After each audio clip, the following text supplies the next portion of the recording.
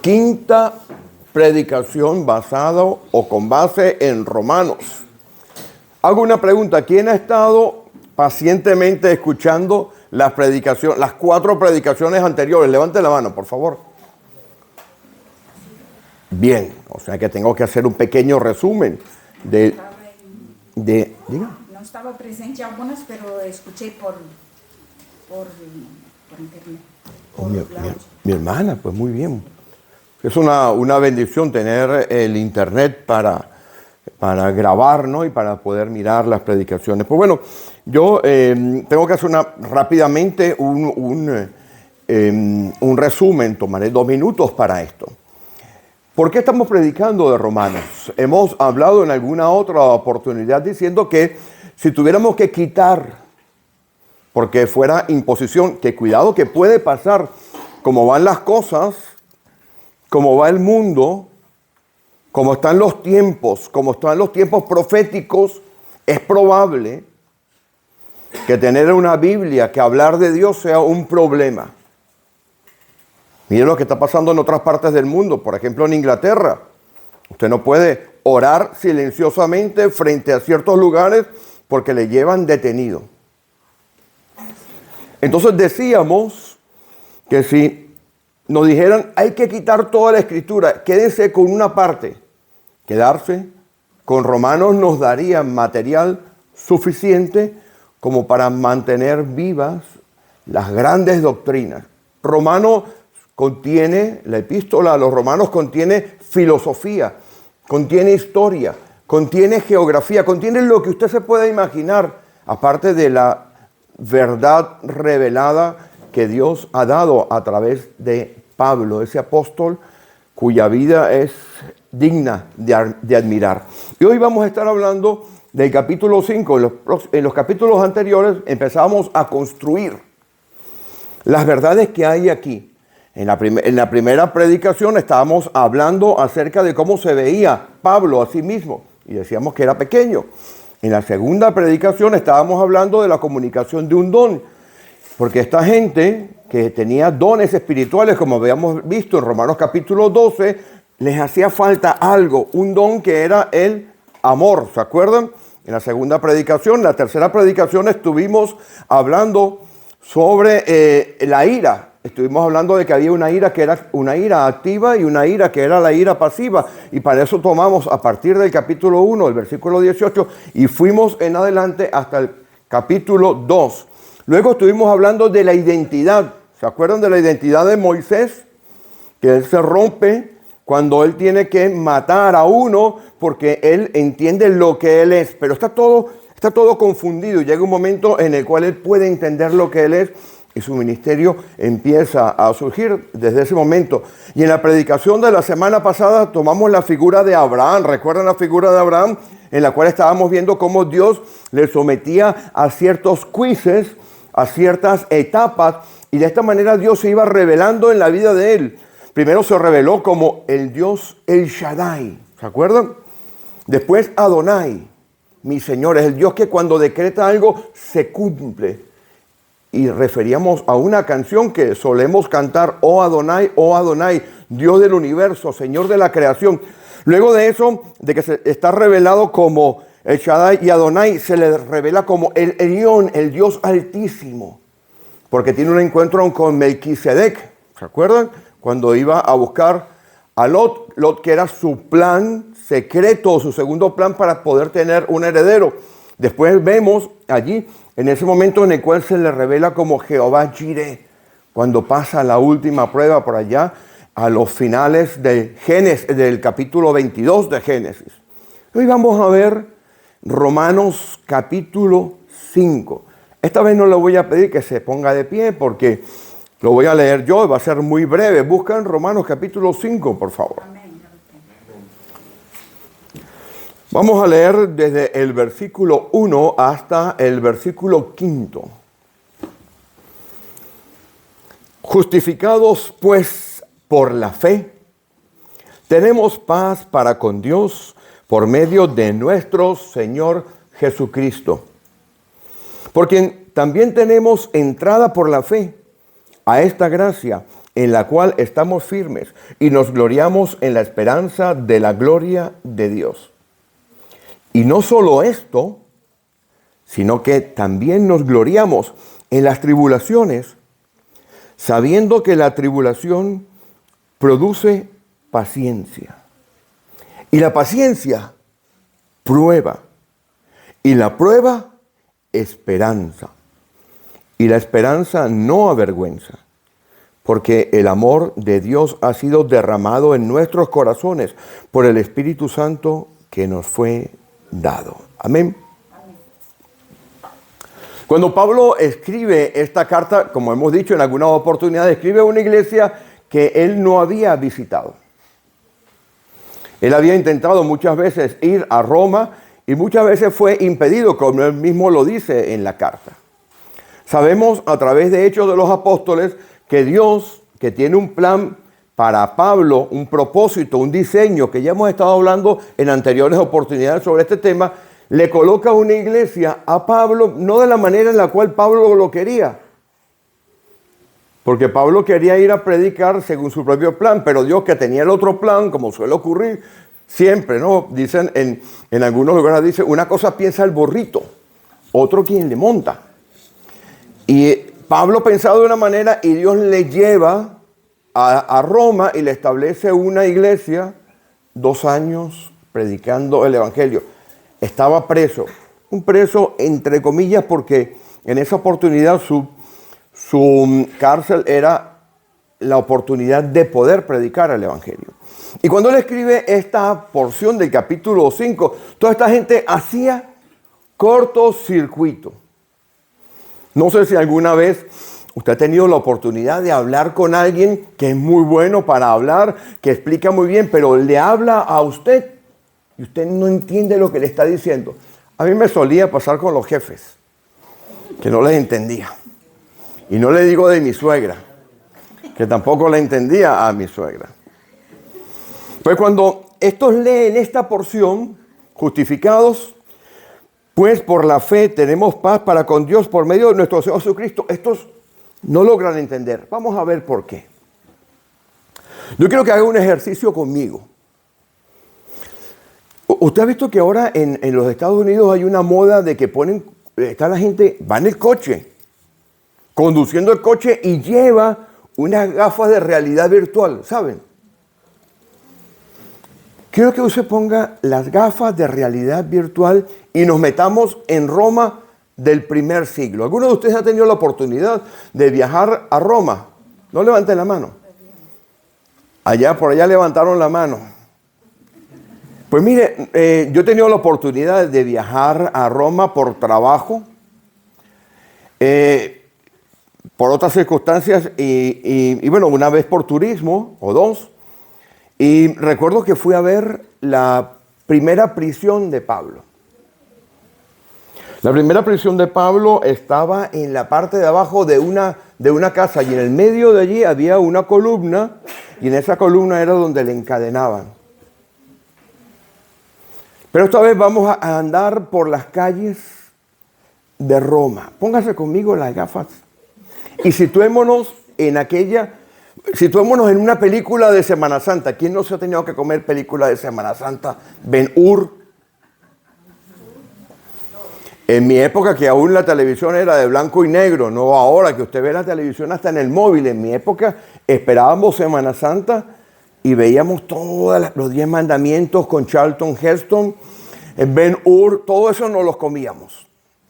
Pues si tú ves en aquel momento, si tú ves que está caminando por las calles de Roma, por lo que se llama la Vía Apia, si usted va a Roma, aún se mantiene en alguna de estas vías principales, la Vía del Corso, que significa la Vía del Trigo, por donde entraban a Roma todos los que traían trigo. O si tú ves en la famosa película, aquella que seguro que todos han visto, Gladiador. ¿Quién no ha visto la película Gladiador, que nos sitúa en Roma? Y usted va caminando con las gafas de realidad virtual y usted empieza a notar ciertas cosas. Usted empieza a notar que las calles están empedradas y usted empieza a ver que esa Roma del siglo I en la cual caminó Pablo, esa Roma tenía 1.000.000 de habitantes. Actualmente tiene 3 millones de habitantes y estamos hablando de hace 2000 años. Era la urbe más importante que había en el mundo. Esto es producto, esta ciudad es producto de Roma. Esto es la Calagurris romana. Usted va caminando por allí y para satisfacer las demandas de ese 1.000.000 de personas, usted ve que hay restaurantes, hay tiendas de abarrotes, de bastimento, tiendas para comprar alimentos. Sigue y hay barberos, gente que le corta a usted el cabello o le arregla la barba. Hay herreros, hay de todo lo que se consigue en una ciudad actual. Y hay algo bien particular. Si usted entra a alguno de esas tiendas, a alguno de esas oficinas de los oficios, el que era herrero tenía su oficina de herrería, su taller de herrería, usted observará que colocados allí hay un pequeño Dios, su Dios particular, el Dios del oficio. Usted entra aquí, a menos que entre a un restaurante, a uno de los chinos, ¿no? Que está el gatico haciendo así. Ese gato es famoso, ¿no? ¿O qué? Pero usted entra a un lugar aquí, bueno, no solamente se consigue al gatico haciendo así, se consigue el chino al lado. Todo asombroso. Usted levanta una cosa así y cuando mira, está el chino ahí. Son increíbles para cuidarlo a uno, de verdad. Bueno, usted entra a una cafetería y usted ¿qué ve? Usted ve un santo. Sí, ¿verdad? Estamos de acuerdo, ¿no? Bueno, en aquella fecha era exactamente igual.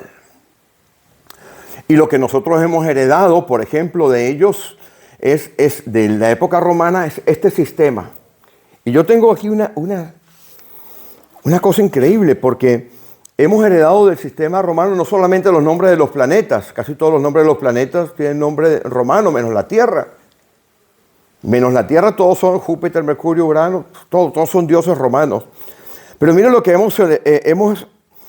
este sistema de pensamiento romano, estamos hablando por qué hicieron esta gente, por qué hicieron cortocircuito, ¿ok? Estamos situados en la Roma del siglo I, pero situados un momento en España de este siglo. Aquí también tenemos dioses particulares, por oficio. San Isidro es el dios de los agricultores, es el dios de los agricultores. Después tenemos San Cristóbal, el de los conductores. Si usted se ve reflejado aquí, ya sabe. Santa Marta, de los que trabajan en hostelería. A ver quién trabaja en hostelería aquí. Santa Marta. San Miguel de los soldados. San Mateo de las bancas, finanzas, de los recaudadores y de los impuestos. San Dionisio del vino. San Antonio de los que buscan pareja. Usted está buscando pareja, vaya a San Antonio. Eso es lo que dicen, ¿verdad? Vaya y le pone una vela a San Antonio. ¿Usted está buscando novia? Novio. Pero si no, San Antonio no le responde, le queda a San Judas Tadeo, que es el de las causas desesperadas. Eso lo hemos heredado de esto. Entonces, volvamos otra vez a esas fechas. Estamos andando allí y vemos que cada negocio tiene su dios particular. Son dioses menores, dioses mayores. ¿Se acuerda de Nergal la semana pasada? Y usted sigue entrando y va a una casa. Y usted cuando va a la casa, ¿qué es lo que hay en la casa? Su Dios particular, su Dios familiar. ¿Quién no se acuerda de nuestras abuelas en nuestros países que tenían un lugar que usted se acercaba, salía el calor de la cantidad de velas que había? Mi abuela tenía uno. Usted abría había un armario. Un armario, santuario se dice. Mi hermana, ahí estaba el santoral católico completo. Todos. Y algunos negritos, porque el humo de vela les había quemado. Y usted limpiaba y era rubio de ojos azules. Eso lo hemos heredado nosotros de ellos. Pero también tenían un culto público de dioses. Tenían el dios Júpiter. O sea, que usted caminaba y había santuarios públicos. Tenía el dios Júpiter. Ese era el dios máximo. Los griegos le llamaban Zeus. Después tenía una diosa que se llamaba Juno. Por ahí hay una marca de pinturas que se llama Pintura Juno. Y la publicidad no me la pagan. Juno era la diosa de las mujeres y por eso tenía un festival específico que se llamaba las matroniades. Por eso a las parteras les llaman matronas. Después estaba dioses como Marte, el dios de la guerra. Apolos, el dios de los oráculos y de las medicinas. Estaba, por ejemplo, también estaba Mercurio, el dios de los mensajes y del comercio. Estos eran los dioses principales. Es decir, si usted viviera en aquel lugar, usted tendría un gravísimo problema, porque a todos estos dioses había que ofrecerles ofrendas, apaciguarlos, pagarles. Muchas de estas cosas las tenemos nosotros. Esa superstición lamentablemente se ha metido a través de la cultura, porque vivimos en la cultura romana nosotros. Se ha metido también en nuestras casas y en la iglesia también. Y en nuestros pueblos la traemos. ¿Cuántas veces nosotros no hemos ido a curanderos antes que a los médicos? El caso de ese curandero que curaba con animales. Y llega un señor allí a su consulta, se baja el hombre con la espalda destrozada, renqueando, y lleva en la mano el sapo, porque curaba con animales. Una casa muy grande, le pasan a la consulta, le ponen el sapo en la espalda y no funciona. Y el curandero le dice, vas a tener que traerme una gallina, porque el sapo no ha sido suficiente. Vas a tener que traerme una gallina, pero es una cosa, no salgas por aquí renqueando, por donde está toda la sala de espera, porque es mala publicidad. Te voy a sacar por la sala de atrás. Y cuando lo sacas por la sala de atrás, ve una persona que está con 3 tortugas en la tripa, 2 lechuzas, una en cada hombro, una gallina negra en la cabeza y 2 iguanas en cada rodilla. Y este hombre, el que estaba renqueando, se asusta y le dice, no te preocupes, que esta es la sala de terapia intensiva. Esto es cuidado intensivo. Urgencias, la sala de urgencias. Parece chiste, pero eso es la realidad de nosotros. Tratamos de arreglar primero nuestras cosas antes de ir a Dios. Y traemos a Dios para darle legitimidad a lo que pensamos. ¿Me va siguiendo? Y cuando Pablo les muestra, no, es chiste, ¿verdad? Pero es verdad.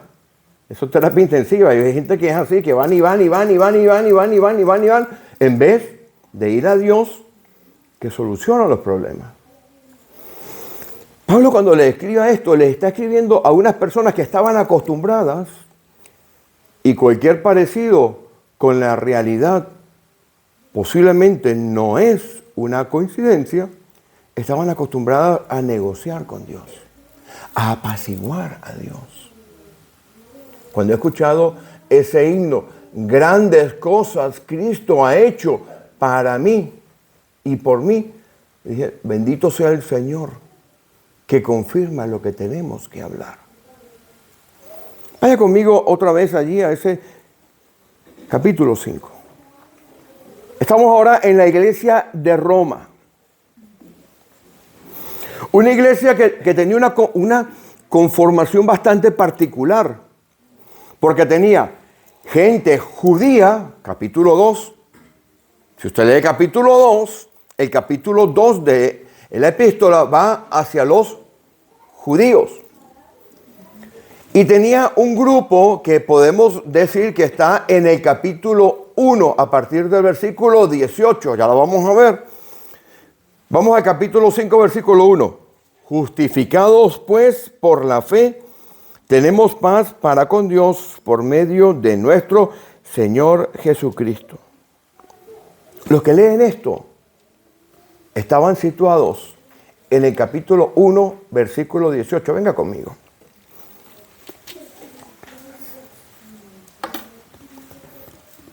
Vamos a ver mejor al versículo 19 del capítulo 1. Porque lo que de Dios se conoce les es manifiesto. Porque las cosas invisibles de Él, es decir, esta gente que está sentada en la iglesia de Roma, que está recibiendo esta carta, habían estado en este grupo que actuaba conforme a la ley natural. ¿Se acuerdan que estuvimos hablando de los 3 tipos de leyes que hay? La ley natural que obtenemos por haber comido el fruto, ¿se acuerdan? La ley moral, que es aquella ley que está implícita en los 10 mandamientos y en los estatutos. Y después la ley levítica, que no se aplica a nosotros. A nosotros no se nos aplican los 10 mandamientos, se nos aplican los principios que están allí. Pero esta gente que está aquí estaba en la ley natural. Siga leyendo conmigo. Porque las cosas invisibles de Él, su eterno poder y deidad, se hacen claramente visibles desde la creación del mundo, siendo entendidas por medio de las cosas hechas, de modo que no tienen excusa. Desde la creación del mundo habíamos comido el fruto y teníamos en nosotros el saber el bien y el mal. Ese fruto tenía 2 sabores. 2 sabores habían allí. El conocimiento del bien y el conocimiento del mal. Y mire el versículo 21. Pues habiendo conocido a Dios, conocido a Dios, ¿lo ve? ¿Lo ve? Conocido a Dios. Fueron a curanderos. Fueron a hacer estatuas. Fueron a hacer lo que consideraban que tenían que hacer antes de glorificar a Dios. Diga conmigo, pues habiendo conocido a Dios, no le dieron a Dios la gloria y la honra que Dios merecía. Tampoco le dieron gracias. Esto es pesadito lo que está aquí. Esto es fuerte. Sino que se envanecieron en sus razonamientos. Mire, cuando usted mete la lógica en las cosas de Dios, apaga y vámonos. Porque cuando usted mete la lógica, usted intenta ver cosas por su lógica. Y entonces usted termina viendo cosas que no son las que usted en realidad tiene que ver. Y cuando usted termina viendo por su lógica las cosas que usted en realidad no tiene que ver, usted deja de ver lo que en realidad tiene que ver. ¿Me entiende el trabalenguas? Porque nosotros nos movemos en un mundo espiritual. Sigo aquí. Versículo 21. Sino que se envanecieron en sus razonamientos. Por tanto, su necio corazón fue entenebrecido. Profesando ser sabios, se hicieron necios y cambiaron la gloria del Dios incorruptible en semejanza de imagen de hombre corruptible, de aves, de cuadrúpedos y de reptiles. Pues mire, todos los que estaban sentados en aquella iglesia o eran de ese grupo, habían salido de ese grupo, o eran judíos que se consideraban por encima de los demás. Cosa que tampoco escapamos nosotros, los cristianos. ¿Usted sabe qué es lo que más aleja a la gente de la iglesia?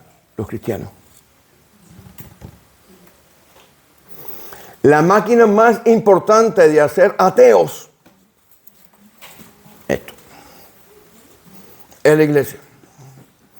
Porque cuando usted viene a la iglesia, usted mira a la gente así.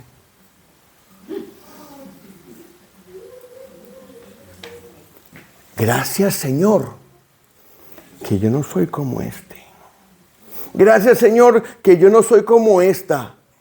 El orgullo espiritual se mete en nuestra vida. Y si el orgullo espiritual fuera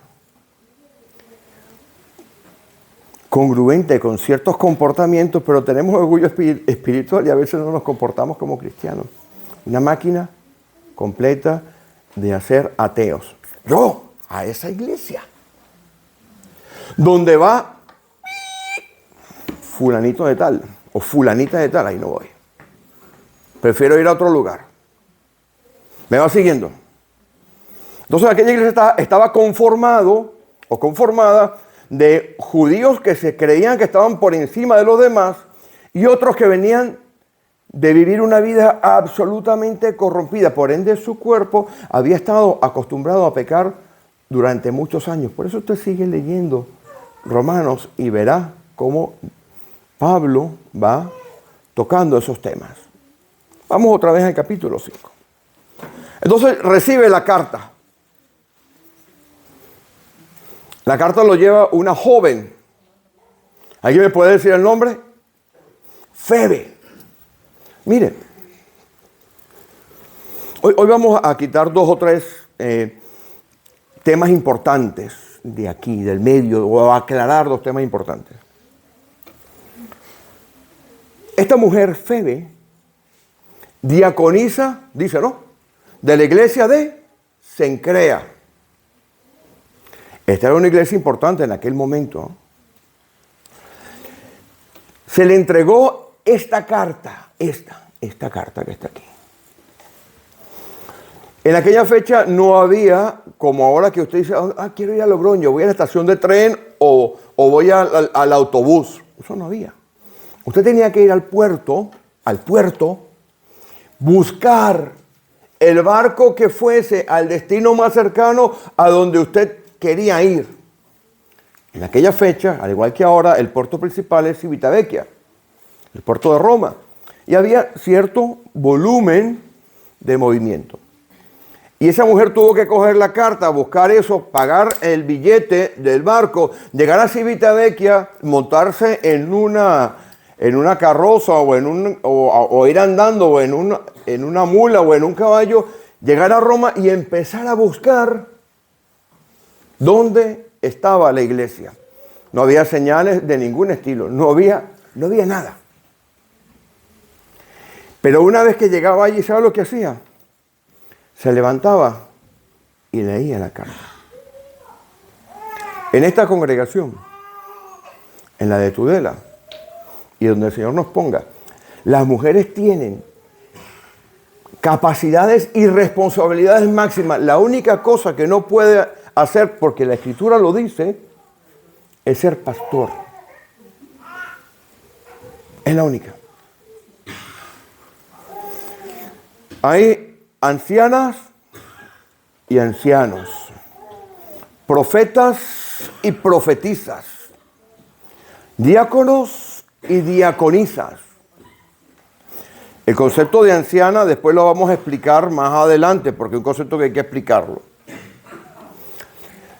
¿Por qué Dios ha actuado así? Pues no lo sé, pero ha querido que el hombre se coloque al frente de las congregaciones y sea el hombre el que lleve la carga de el oficio de pastor, que ya he repetido alguna que otra vez, no es nada fácil. Este puestico complicado, es duro. Y no es duro por ponerse aquí, es duro por la lucha espiritual, porque si a mí me pillan, pastor, yo sabía. Me va siguiendo, ¿no? Por eso los estándares son muy altos, irreprensible, allá, arriba, complicadísimo. ¿Usted qué cree? Que cuando yo voy en el coche y se me atraviesa uno, Señor, lo amo. Entonces esta gente recibió una carta que le decía, espera. Tú no tienes que apaciguar a Dios. Tú no tienes que ir y subir de rodillas de escaleras. Tú no tienes que ir y flagelarte. Tú no tienes que ir y dar ofrendas votivas. Simplemente por creer. Aquello para esa gente era una verdadera locura porque estaban acostumbrados ¿a qué? A traficar, a negociar con Dios. ¿Y nosotros? Señor, si tú me consigues ese trabajo, mira.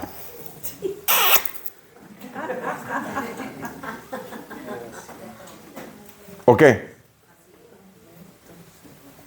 Señor, esa muchacha me trae loco.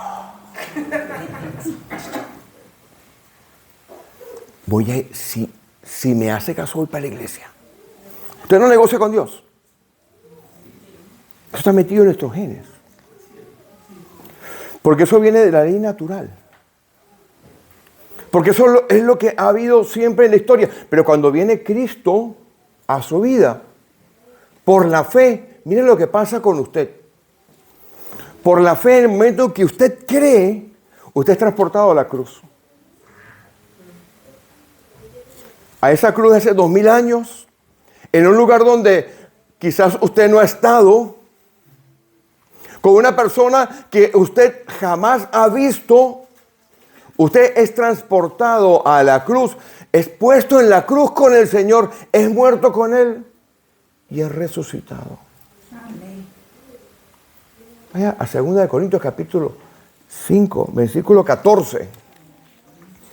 Lo voy a leer para que quede aquí puesto. Grandes cosas Cristo ha hecho para mí. Mejor elección no podía ser. 2 Corintios 5:14.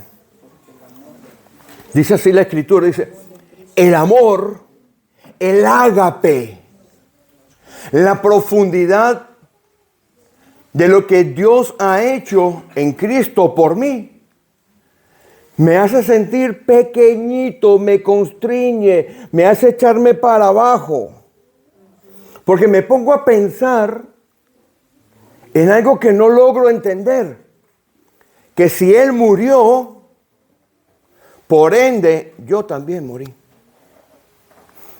está haciendo? Usted todo lo que tiene que hacer es creer. Aquellos no podían entenderlo. Aquellos no podían entender cómo con el simple hecho de la fe, versículo 15, usted ya podía vivir para Dios.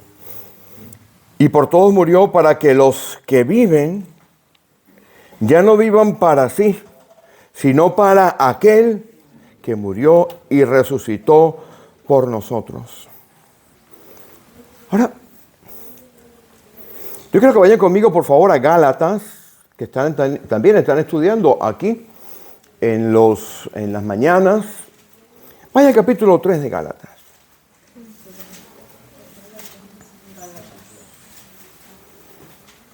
Mire. Cuando usted cree, usted es transportado a la cruz por el simple hecho de creer. Usted no necesita ninguna otra cosa para tener paz con Dios. Aquellos que recibían la carta se preguntarían, ¿y estoy puesto a derecho con Dios? ¿Y no tengo que pagar nada? ¿No tengo que hacer nada? ¿No tengo que dar nada? No, simplemente creer. Ojo con esto. Lo que voy a leer aquí lo voy a explicar. Capítulo 3, versículos 26.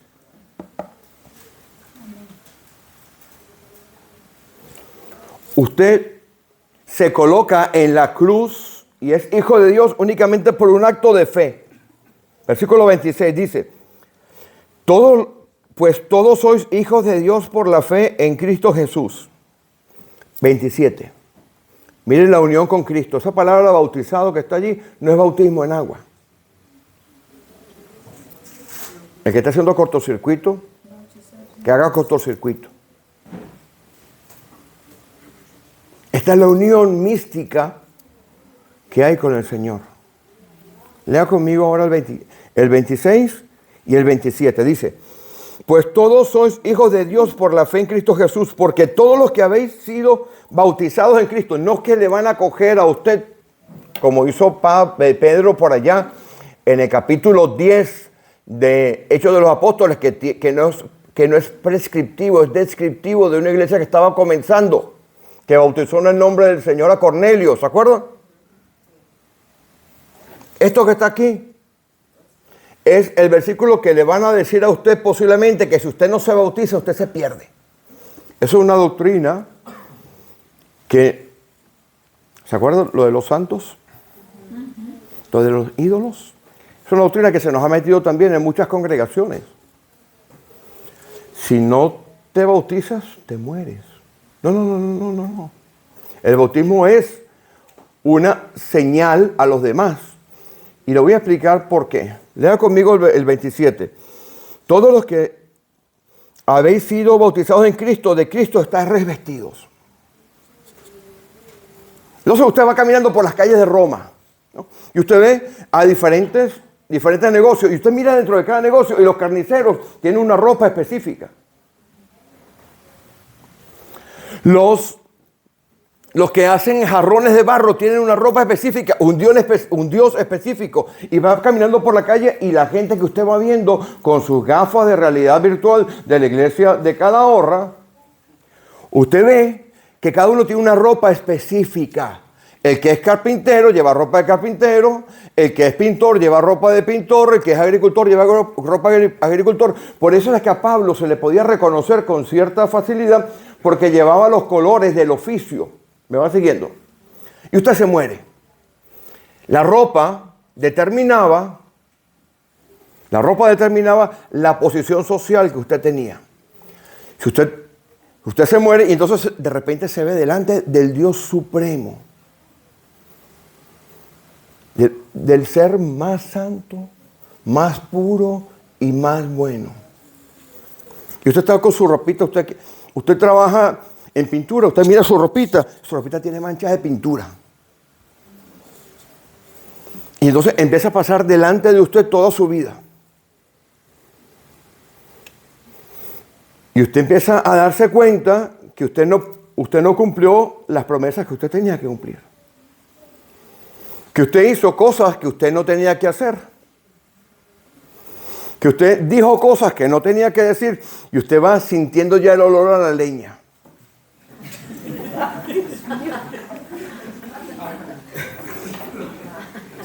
Como dicen por ahí, de esta no me salvo. Y de repente cuando está usted así, vienen por detrás de usted y le ponen unas vestiduras blancas y relucientes. Versículo 27. Los que habéis sido bautizados en Cristo, unidos por la fe, como dice el versículo 26. Ahora estás revestidos. Entonces Dios te mira por la justicia que ganó Jesucristo por la sangre. ¿Va entendiendo el versículo ahora? Usted miraba para aquí y allá en la esquina estaba el jefe. Aquí estaba el carnicero. Y a todos estaban en el juicio. Pero a usted le pusieron esa cobertura especial de Cristo. No existe el bautismo de regeneración, que es la doctrina que se nos ha metido muchas veces en la iglesia. Usted tiene que bautizarse, porque si no está en desobediencia, porque son las dos ordenanzas que tenemos, la Santa Cena y el bautismo. Si usted cree, tiene que bautizarse. Pero le voy a explicar por qué no le va a salvar el bautismo. Vaya conmigo a Lucas y ahora terminamos. Lucas capítulo 23. Aquellos hacían el cortocircuito. ¿Cómo es posible que no tenga que hacer nada? Solamente creer. Sí, solamente creer y te pones de acuerdo con Dios. Observe capítulo 23 de uno que jamás fue una iglesia. El ladrón de la... Jamás pagó ofrenda. Reconoció lo malo que era. Su incapacidad de negociar con Dios, no tenía nada que ofrecerle.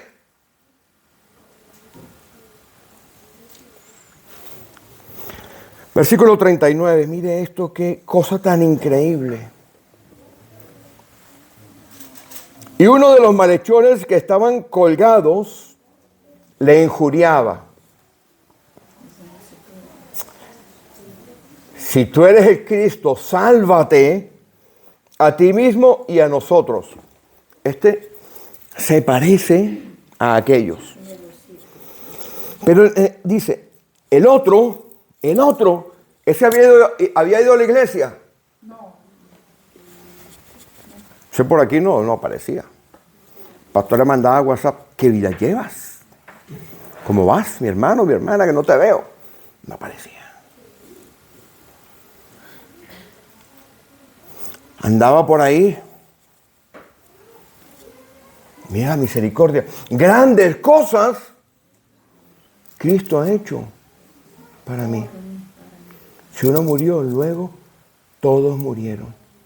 Este que está aquí, ¿podía hacer algo para salvarse? No. Lea. 40, versículo 40. El otro le reprendió diciendo, esto es una predicación, cuidado, esto es una predicación pequeñita. ¿Ni aún temes tú a Dios estando en la misma condenación? Este reconocimiento de pecado. Nosotros, a la verdad, justamente padecemos porque recibimos lo que merecieron nuestros hechos. ¿Lo ve? Reconocimiento de pecado. Pero este es justo, es bueno, es perfecto.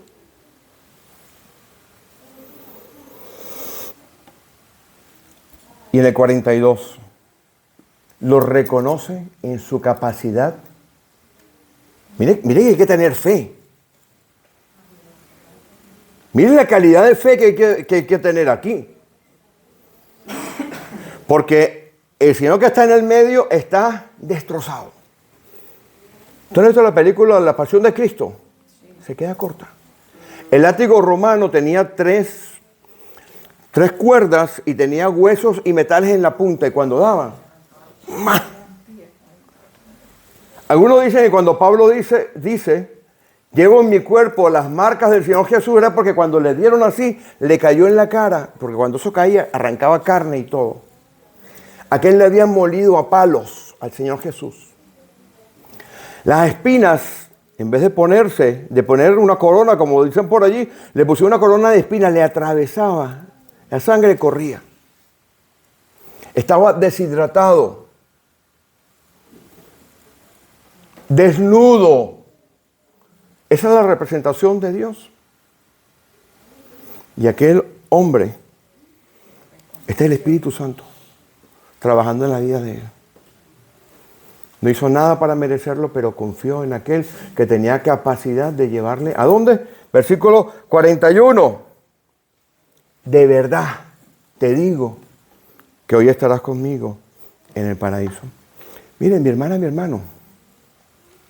Muchos llegamos aquí a las congregaciones intentando apaciguar a Dios. Intentando negociar con Dios.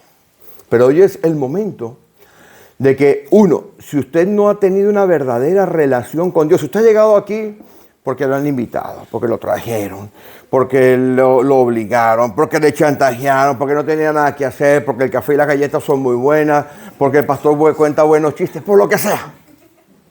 Y cuenta buenos chistes, cuidado, que yo los ensayo en casa.